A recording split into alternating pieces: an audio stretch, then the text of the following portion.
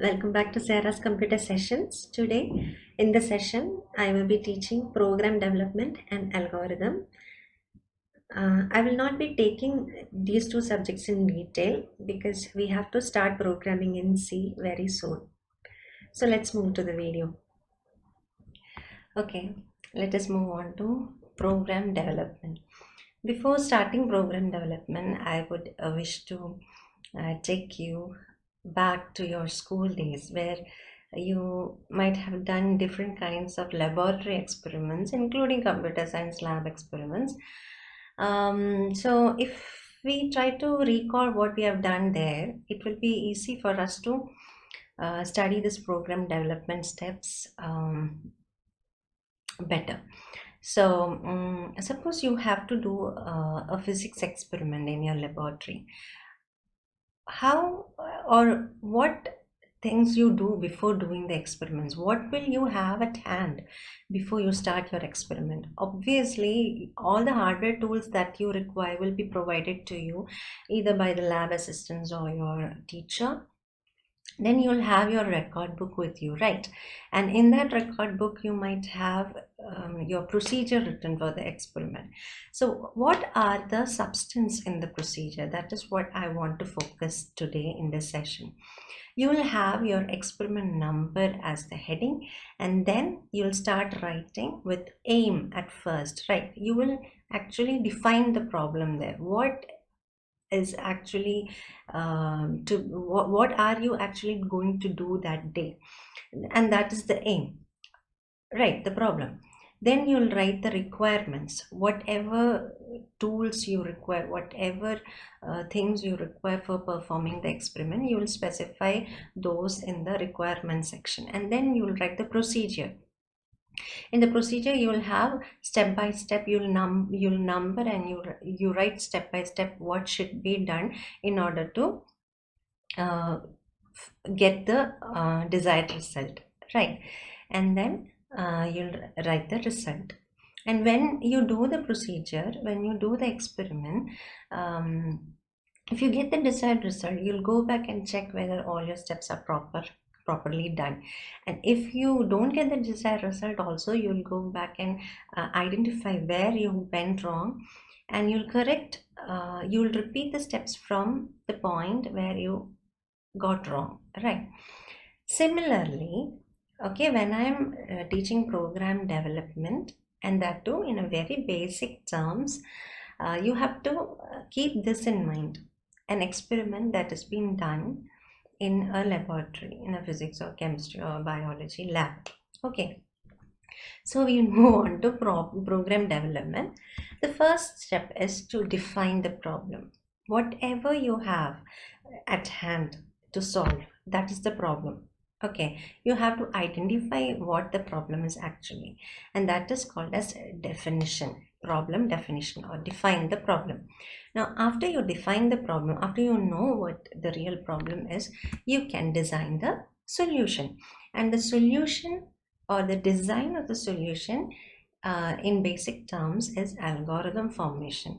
I've not mentioned algorithm earlier in my sessions, but I will be mentioning what an algorithm is and how to formulate an algorithm in a very brief statements in this session. Okay, so design is nothing but algorithm formation. Algorithm is just a procedure.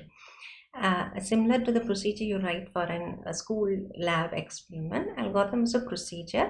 It will be in simple English language, but there are certain protocols that should be followed when you write algorithm. Like certain keywords should be used. I'll be mentioning that in the coming slides. Okay, so that's the problem solution. So after you write the algorithm, the third step is you can convert this algorithm into a program using a programming language, and this step is called as coding. Okay, now we are going to study C. So whenever we write an algorithm for a problem, we will be converting that algorithm into a program using C programming language. Okay, now after writing the program, the next step is to test the program. After writing the program, you can yourself check for any errors in the program, any syntax errors in the program, and if at all you don't see any errors, you can give the program for testing to the environment in which you are going to execute the program. Okay, so usually compiler checks for the errors, and if the compiler notifies any syntax errors, you can correct the errors and again give to the compiler so that the compiler can test and say that yes, the program is ready to be executed okay, by the run program inside the environment. Now see, testing in simple terms I've mentioned, it's just to see or check for errors. Okay, now in software development environment, or like if you are in a software firm developing a software, the design as well as the testing, it's not just algorithm formation and compilation respectively. It's much more than just what is mentioned in this slide. You might have different testing teams, you might have different testing softwares, different degrees of testing, but I don't wish to mention all that here, because our focus is just on for writing simple programs and executing it in a simple environment. Okay, so these are the steps that should be followed to develop a program. Define the problem, design the problem solution, perform the coding, test the program, execute and run the program. Next, I just want to focus onto the problem solution, because we are studying a programming language, and that the usage of this language lies in the problem solution. The first phase is the algorithm formation. The second phase is the program, writing the program. So we'll see what an algorithm is actually. Before going on to the algorithm, let's see a sample problem. To add two numbers. Okay, in pure mathematical steps, how will we write the solution for adding two numbers? Let the first number be, suppose say 5, let the second number be -7. Sum of 5 and -7 is -2. Here see, 5 and -7 are values that should be used for adding, and you get a result as -2, right?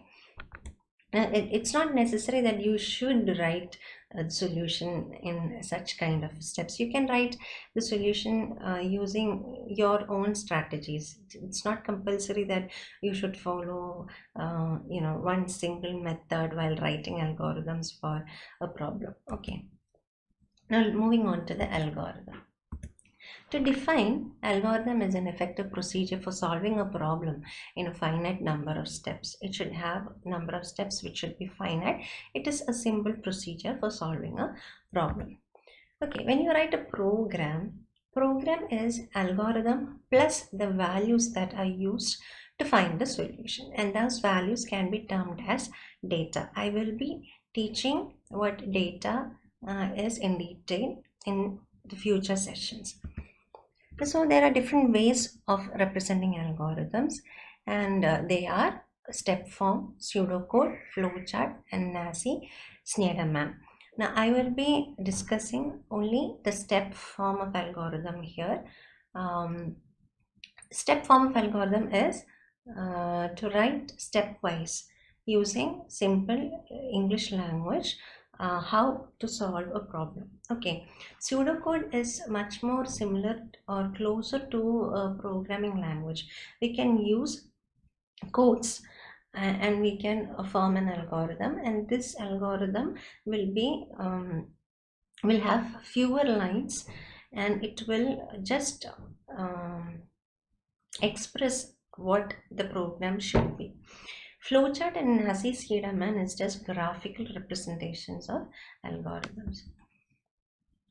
Now let's solve the problem which we saw previously here and write an algorithm for the same. Okay, for adding two numbers, I wrote these steps in the previous slide. Okay, right. Now let me give you another perspective of solution. Yes, let the first number be x. Let the second number be y. Let x equal to 5. Let y equal to -7. And sum equal to x plus y equal to -2. What is the difference between these two methods?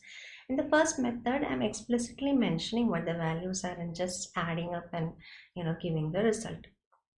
But in the second method, I'm generalizing the first two statements as x and y. The values can be x and y, and x and y can hold any values. So here I would like to mention that the values can be termed as data, and x and y can be termed as variables. Even variables I will be taking in detail in future sessions, so don't worry. But just for your understanding, we use data and variables in algorithms and programs for formulating the result. Okay, so the 5 and -7 can be assigned to the variables so that the variables become containers that store the values that is being inputted. 5 and -7 I use as values to add, and these two values are being assigned to x and y. And in the final step, I'm adding that and storing the result in another variable called sum. Okay, now let me write down the algorithm for the same. Here you can see that some of the words are being colored blue. Now these words have much similarity to keywords used in a program or used in a programming language. I'll explain the significance of all these now. Whenever you write a program or an algorithm specifically, the algorithm should have a name by itself. Even when we write programs, we name the programs. So it is a good practice to name the algorithm also. Here I have not given a name, but for your information, every algorithm that you write should hold a name. Here we can give as sum or addition or something like that. Okay, now an algorithm should start with the start statement and stop with the stop statement. And bring your focus to the second statement.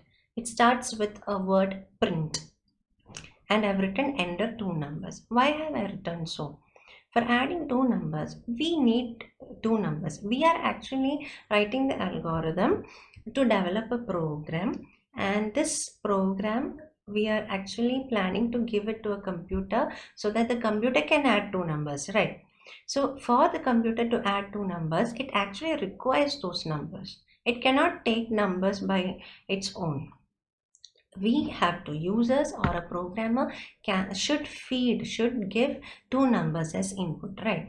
So when we write a program and execute the program, the computer should display this statement, enter two numbers, on the monitor so that the user gets an idea that he or she should input two numbers, right? So just for that, we are giving this statement, enter two numbers in double quotation marks, preceded by a print statement or a print word in an algorithm, so that when this algorithm gets converted to the program will hold a statement for entering two numbers. Okay, now the next statement is input x and y. See, when we see the statement enter two numbers on the monitor, we know that it's time we give inputs. And here, because we are adding two numbers, the input is those two numbers, and those two numbers are being inputted into x and y variables. So we should use input word and write x comma y. The next step is addition. We add, or we ask the computer to add, right? So the computer adds x plus y and gets the result and assigns the result to the variable sum. When you write an algorithm, please take note that we don't use equal to sign for assignment. We use a left-headed arrow for assignment. Okay, now the next step is to print the sum. Because sum is already calculated, the computer has to display the result. So because whenever we want computer to display something, we use the word print in the algorithm. Whenever we have to input something, we use the word input inside the algorithm. Okay, and we stop the algorithm. This is a simple algorithm, okay, with just sequence of steps that go in that particular order in which it is written. So, an algorithm is a step-by-step method for solving a problem or doing a task. And for that, we can give an input or an input list, and we will obtain an output or an output list. Okay. Hi, I hope that today's session was useful for you. Please like, share, and subscribe. So, thank you, and God bless you.